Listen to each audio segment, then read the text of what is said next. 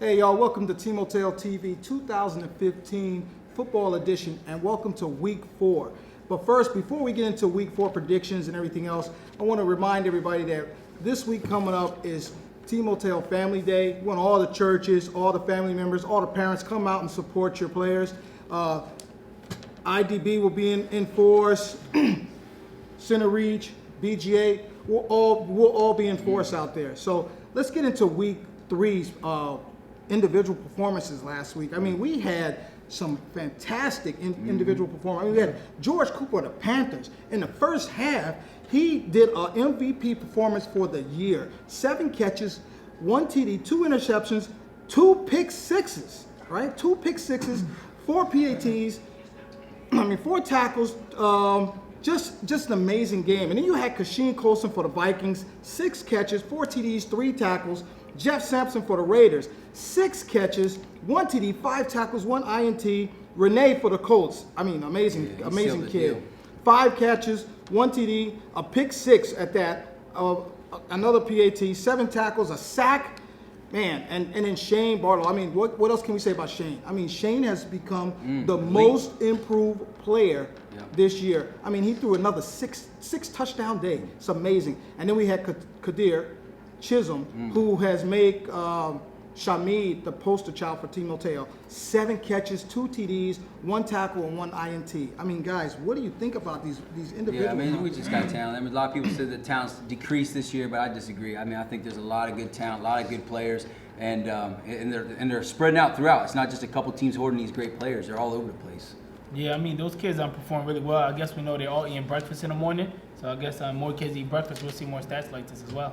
Yeah, you got the superstars performing and producing, but then you also have your rising stars like Shane and Kashin that are continuing to step it up every week. Yeah, every week. Very impressive. So let's get in the first game prediction where we have the Panthers and the Saints at 1 o'clock on Field A. Chris, what do you got for me? Yeah, I'm real proud of my Panthers. We played good last week against the Lions. We ended up scoring 54 points. We had 24 of those points on defense and 30 points on offense. And so I'm real proud how we were able to do that. One of the things that I like about the Panthers this year is we're not about all the hype. Last year I think we won the award for the best introduction at the ceremony or whatever. This year there are no hypes, there are no war chants. We mean business. We get the urban boy, I may have to coach in a suit because this is what we mean this year. Is we mean business, and I think we see Randall is getting better each week. Miles is getting better. All of our team is getting better each and every week, and I think even a kid like Nair.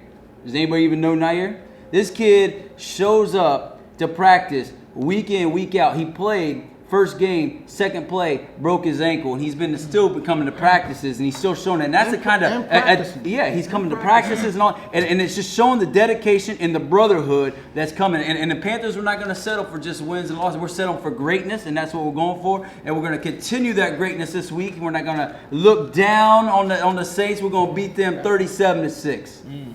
Yeah, I got the Panthers winning this one on a high one. 52-6.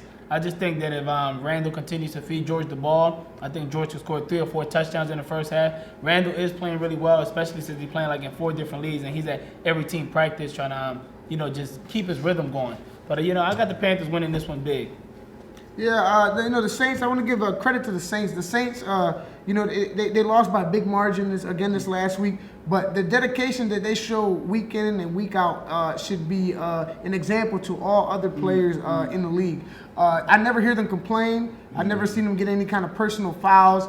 Their coaches got them in line, and they come hustling on every single play. Eventually, that will start to produce wins, and they just got to get more experience under their belt. They got some of their players, Christian and Carlos and Joseph on offense are starting to pick it up, and then also Lewis on defense. Quarterback is still a position of need, and I think that the coaches are still kind of getting familiar with it. So, but I just want to tip my hat off to them for continuing to come out with such a good attitude each week. The Panthers, on the other hand, I was really impressed by their running back. I believe his name is Nasir, yeah. He did a great job. He almost, what was their other running back? He's kind of forgotten. What's his name?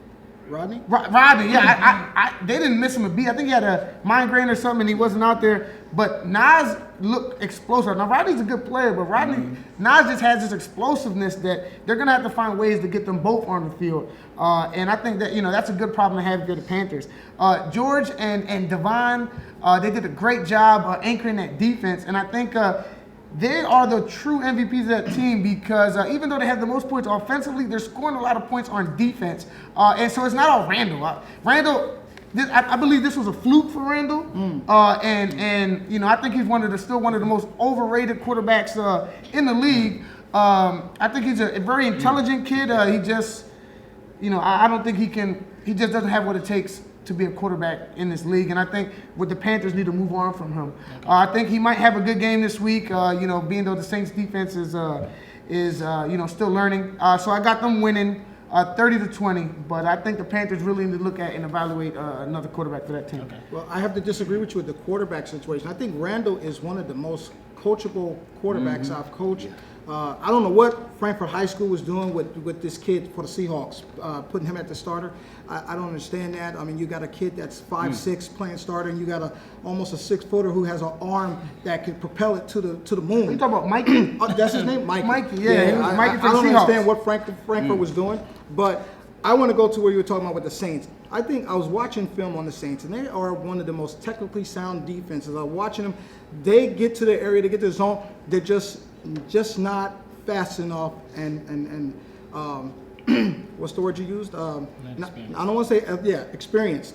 They're not experienced with the league to know that you can't just rely on your tackle ability. You got to rely on your instinct as well. So I think that we're going to beat the Saints, but I don't think that we're going to beat them as bad as Leo put it down. I think we're going to beat them. You got to go into the next game because you predict but I'm gonna go with But I'm gonna go with the Panthers beating the Saints.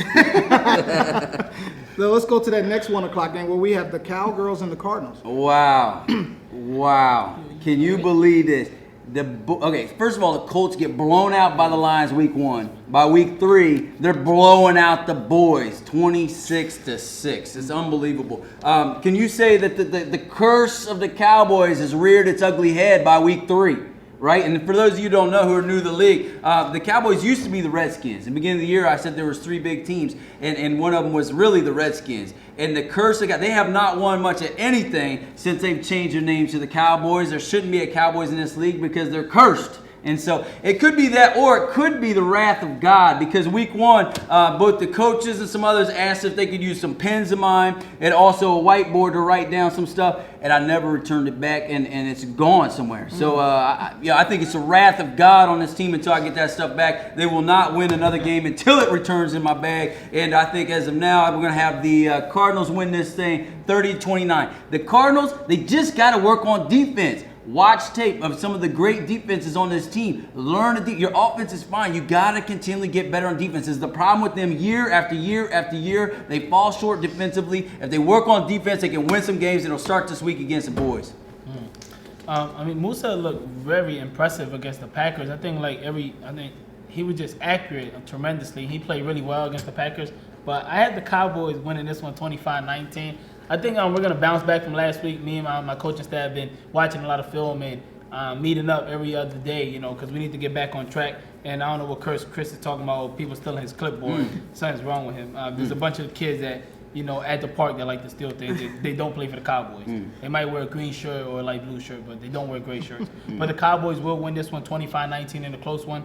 And we're going to try to slow down Musa in that offense over there. Yeah, Musa, we just played the Cardinals, and Musa was very accurate. It seems like he's finally getting, the Timoteo rhythm as a quarterback. And he's starting to be patient. He's starting to use his 5 seconds. He's not getting rid of the ball fast. He's being patient, letting the receivers develop and get open. And his receivers are actually making plays now. They're catching the passes. Some of the passes he threw in this past week were amazing. My guys, are pretty athletic at safety, but he was... they were testing him out, and he was just beating them every time. So, beating them most times when they kind of gave up some slack. So I told my guys, you cannot underestimate this guy's arm. So I think the Cowboys are in for some work. With Terrell, I think Terrell's his #1 receiver. Then you also have Dante, who's an amazing guy too, number 22.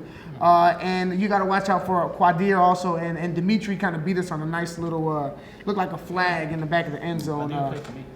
They have another guy on their team, they're Quadir too. Quadir. Yeah, they have 2 Quadir. The He real play running back too? Quadir. He doesn't play running back. Yeah.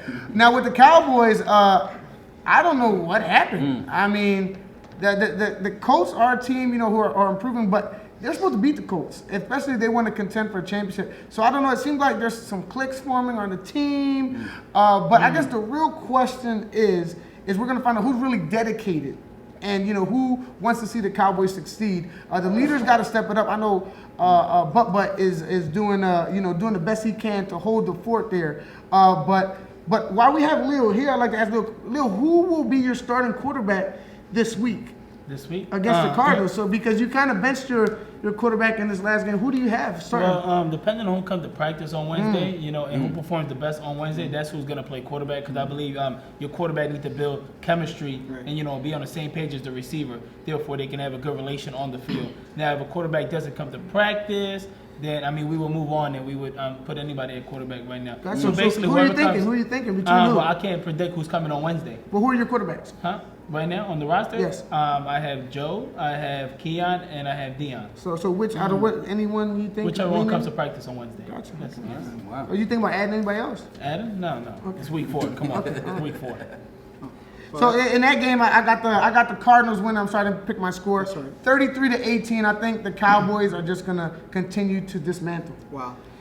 I know last week you had some disciplinary issues, so hopefully the players take heed to the advice of their coach and let the coach them, and they perform on the field. Yeah. So let's go to that next that 2:30 game, the Vikings and the Lions. Yeah, so here, the Vikings are 7th on offense, 3rd in defense. Lions are 4th on offense, 4th on offense and 10th on defense. The Lions, they have the talent, but they just didn't have that Lions heart this week.